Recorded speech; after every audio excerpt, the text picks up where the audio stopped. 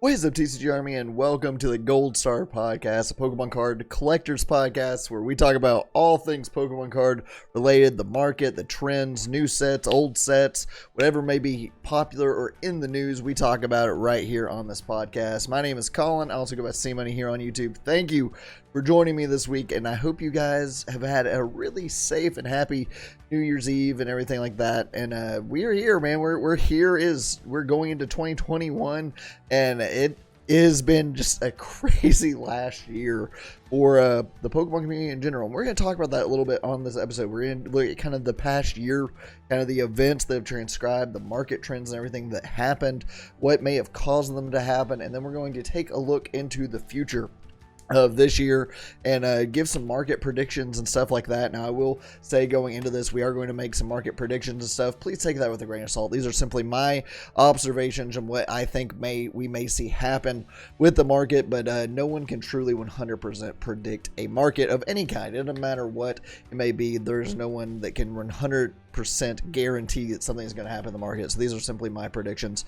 But this stuff's really fun to talk about. I enjoy talking about all this. So let's get into it because we have a few things that we are going to discuss today. Now let's start off by taking just a look back on 2020. Now obviously 2020 was a crazy year for everyone. Like put Pokemon to the side. 2020 was insane, right? Like we had the global pandemic, we had stimulus checks going out. We had, things kind of started a little bit, not slow, but I mean, decently for Pokemon, nothing crazy. But then we had kind of this big boom towards the end of the year and all kinds of stuff. We were all over the news and everything. So let's take a look back. So we started out let's just start with January. That's actually around when I came back to the hobby. It was last December. Or December before last, whatever, 2019, December around Christmas time is when I got back into the hobby after taking a good long break from it. And I came back and have jumped in full force since then. But around January, you started to have a lot of people kind of coming back into the hobby, much like I did because of Hidden Fates. Now, Hidden Fates released in October of 2019. And, obviously, you guys know Hidden Fates. Like, you had the Shiny Charizard, you had the entire Shiny Vault. Just the best modern set, bar none, that's been released, like, ever, in my opinion. Like, the best modern set since, gosh, I don't even know, probably since Sky Ridge, honestly. I think it's probably the best set we've had. Hidden Fates is insane. So cards, like when people saw that Shiny Charizard and saw those Shiny Vault cards, it really did bring a lot of people back to the hobby. That is literally what brought me back to the hobby. I was on Instagram and I saw the Shiny Charizard. I saw the Shiny Sylveon and Umbreon. I saw the Shiny Mewtwo, Alolan Ninetales, all that, some of my personal favorites. I was like, man, I want to do that. So then I went into Walmart and I found a Hidden Fates box at Walmart. I opened it up and there's a Shiny Sylveon inside. I was like, this is a ton of fun. What have I been missing with Pokemon cards? And that just, boom, I found my old binder in the closet and that just kind of skyrocketed me back into this. And I feel like a lot of people have the same kind of similar story as me. Hidden Fates brought so many people back into this hobby. So you started to see this gradual just increase of people coming back, new collectors and everything, which is super cool. That means we started off the year very strong with a very good kind of base of new collectors, old collectors. The market was healthy. Now this continued. Things kind of went up a little bit the first part of the year, and then the pandemic hit. The pandemic hit and people got shut inside and stuff, and that led to a lot of people. We got these stimulus checks, right? Like everyone was just giving $1,300. Families were giving more and stuff like that. And that led to people spending that stimulus money on tangible things like Pokemon cards. People that were locked inside, they just got back into the hobby from Hidden Fates or whatever it may be. Or maybe they were locked inside, they found their old binder, whatever it may be. The pandemic actually brought a lot of people back too, because they were trying to find things they could do kind of inside without going out and stuff. And then you couple that with you were just given this free money from the government.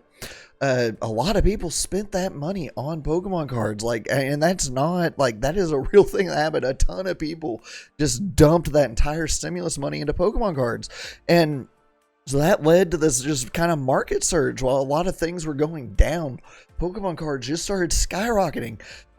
You saw prices start to slowly creep up. You saw more and more people coming in. All of a sudden, stuff like Hidden Fates and stuff started becoming impossible to find. And we just started seeing this big mini boom take place that was really cool. And then, so you fast forward a little bit towards the summer. It was either May, I think it was May or August or something like that. Leonhard did have a video that blew up. He pulled a first edition Charizard. That video got well over 1 million views. I have no clue what it's at now, but that did put more eyes. He was in the news and stuff. That put even more eyes on it. Now, Leonhard likes to claim that he started the boom. I'm sorry, I love Leonhard, but I 1000% disagree with that. The boom and stuff like had already started with the stimulus checks and stuff like that. Like the market was already taking off before he ever pulled that card.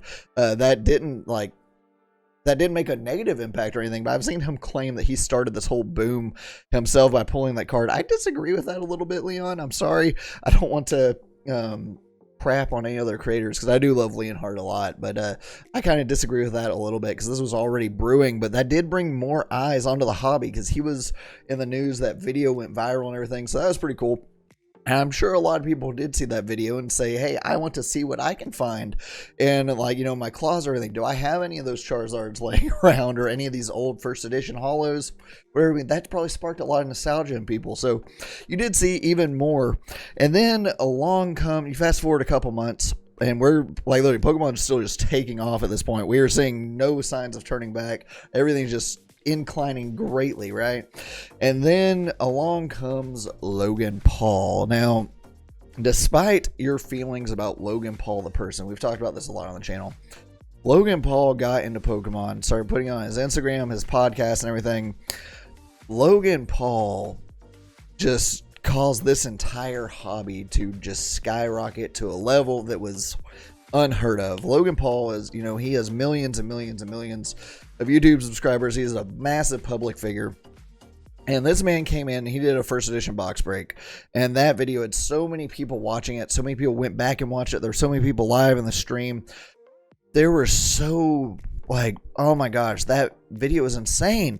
Like, they pulled the Charizard and all that. And it, like, that just kick-started this massive movement, right? Prices were just through the roof. Like, base set was the big one that boomed the most. Base set and first edition base were the biggest things that were affected. Like, you could buy a PSA 9 base set Charizard for $7,000. And, I mean, we've seen a little bit regression. We're going to talk about that. But, like, base set first edition, everything especially took off. But so did everything. Like, all these vintage holos and stuff just skyrocketed through the roof. And that is all thanks to one man. Like, I mean, it was kind of a perfect storm. Don't get me wrong. We did have this, like, slow, steady incline throughout the year, right? Because it started with the pandemic. We had the stimulus checks. People already back in the hobby from Hidden Fates. Then you have more eyes from Leonhard. And then all of a sudden, a massive figure like Logan Paul comes along and just all that combined, perfect storm. Pokemon explodes. Like, just absolutely explodes, and prices are through the roof. You can't find product anywhere. You combine that with right around that time, Pokemon releases Champion's Path. Now, Champion's Path is a freaking garbage set. Don't get me wrong, but you have 2 Charizards in that set, a Shiny Charizard and a Rainbow, that people really wanted to pull. So you, like, right around the time that Logan Paul is exploding this hobby, you have Champion's Path, and everything is just blowing up. People are buying up product left and right. That's led to so many scalpers and stuff that's still a problem today. People are going and buying out Walmarts and Targets and Best Buys and GameStops and wherever you get your cards, people are going and just buying out and scalping everything, and that hasn't gone away. Now, Logan has since exited the hobby. We have seen people like Steve Aoki come in. We've seen Gary V come in.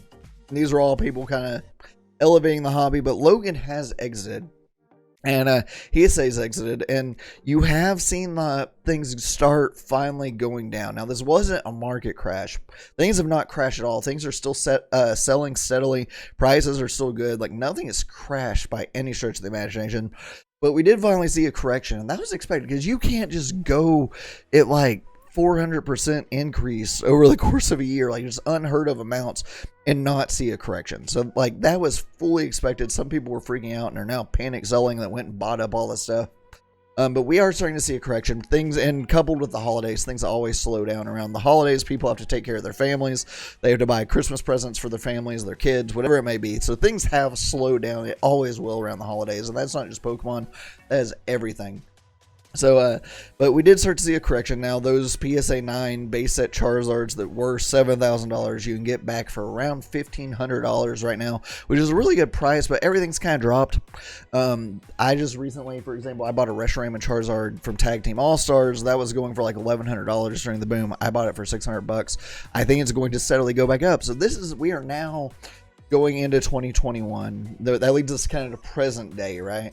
We are now in a buyer's market. Now, I think if there are any cards that you want to get your hands on, go buy them right now. Now, we haven't seen first edition base decrease. That's like the only thing that's still going up. Like these auctions for these PSA 10 first edition Charizards and Lugias and stuff are still like setting record prices every day, right? But everything else for the most part has gone down, and we are 100% in a buyer's market. So if there is a card you want, especially a vintage card, go buy it right now, because you are seeing like 100% this is the time to buy, because we are very much, people are trying to panic sell, make up holiday funds, or they bought up stuff during the boom and can't sell it now, and or just stuff isn't moving with the holidays. But that is going to change here in the coming months. We're past the holidays. People have holiday money. People aren't worrying about Christmas and stuff anymore. So I don't expect the like big downside of this market that we're in right now to last too long. So if there is something you want, please go buy it right now. That's what I'm kind of buying up some of the stuff. You'll see I have a couple mail days and stuff coming in. I'm trying to get my hands on some things now that I may not get the chance to later this year if things explode again. So that is kind of the year in review, kind of what happened to the market, the causes and stuff.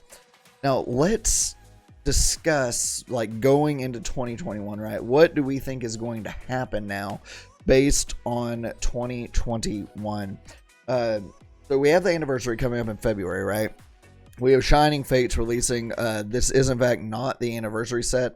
A lot of people thought it would be. Shining Fates is basically Hidden Fates 2.0, except it's not. It's very cool. There's a gorgeous Charizard V Max. I pulled it in Japanese. Shiny Star V was another big thing at the end of the year that got people excited. There is a Charizard V Max and Shining Fates and some other cool cards, but mostly it's Gen 8 Pokemon, so it is Hidden Fates 2.0, but is not nearly as hype as Hidden Fates. Now, I do think people are going to get really excited about it. I don't know if it's going to bring people back the way that Hidden Fates did, because it's not kind of Gen 1-ish or, vintage focused like Hidden Fates was, but we will have Shining Fates. That's going to be crazy. That's going to be one of the, probably what I think is going to be the second biggest set of the year.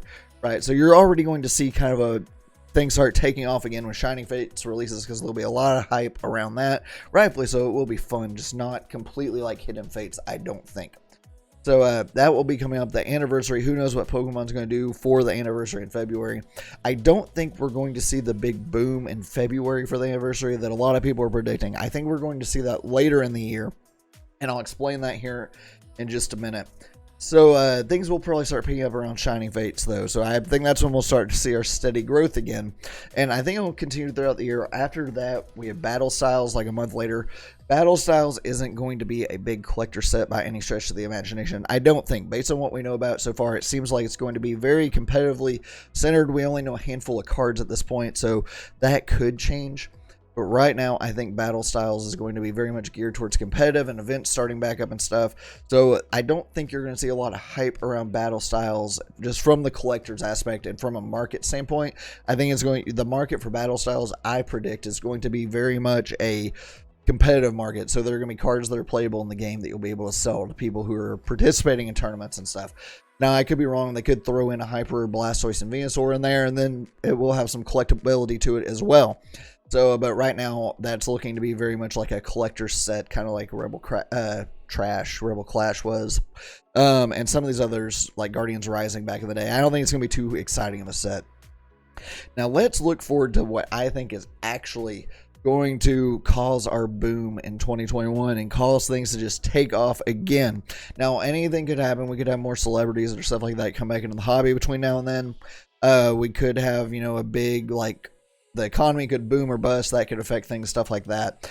But the 25th anniversary set is believed, the true 25th anniversary set is believed to be released for the holiday set next year. So probably around like August, September, October-ish. That's when we normally see these holiday sets, in September, October. we think we are going to get the 25th anniversary set. Now, if they do what they did with Evolutions, a lot of people believe that it's going to be some kind of a throwback reprint type of set like Evolutions. Now, Evolutions in 2016 caused a huge boom as well.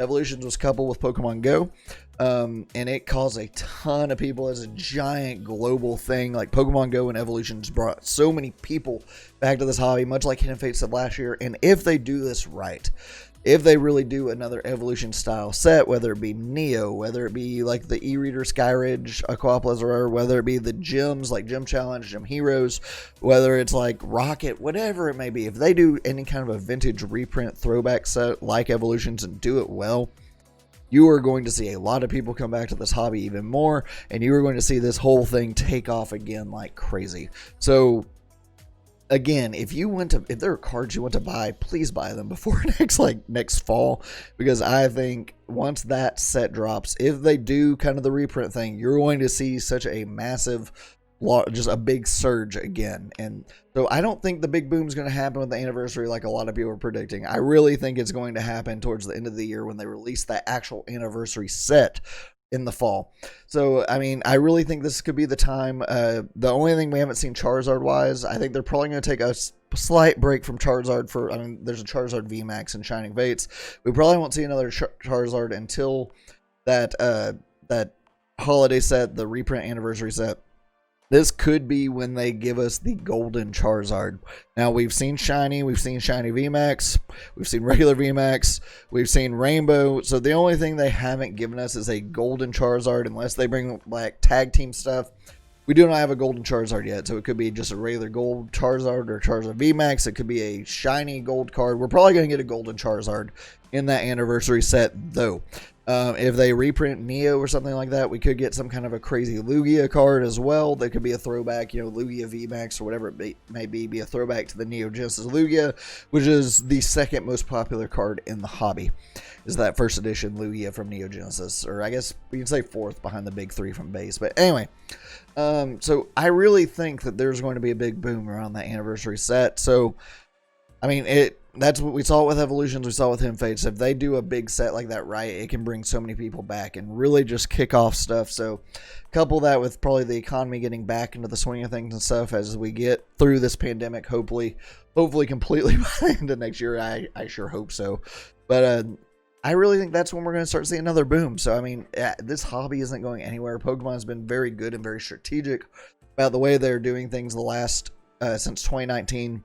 And they're doing a very, very good job. They're absolutely killing the game. And I don't see this hobby slowing down by any stretch of the imagination anytime soon. So I really think 2021 is going to be a great year for Pokemon. There's so much stuff they can do. It really does have the potential to be the biggest year they have ever had by a mile. And I think, you know, this past year was obviously the biggest I think they've ever had, but since the release. And I really think 2021 could be even bigger with, you know, Shining Fates and this anniversary set. You could really see some crazy stuff going on with Pokemon. So that's my predictions. Let me know in the comments below. What do you think? Do you agree? Do you disagree? What do you think is going to happen? You know, I would love to start that conversation with you in the comments. Join the Discord, the Facebook groups. I would love to have these conversations as well. So there it is. That is kind of your year in review from 2020 and going into 2021. Kind of my predictions for the market and everything.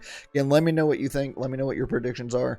Thank you guys so much for watching this video. Thank you for watching the Gold Star Podcast. I really do appreciate it. It really does mean the world to me. You guys are amazing. We've got big things coming in 2021. So hit that like button, the bell, subscribe if you are new, and don't miss any awesome videos. We've got a lot of fun stuff coming this year, and let's make 2021 the best year yet. Later.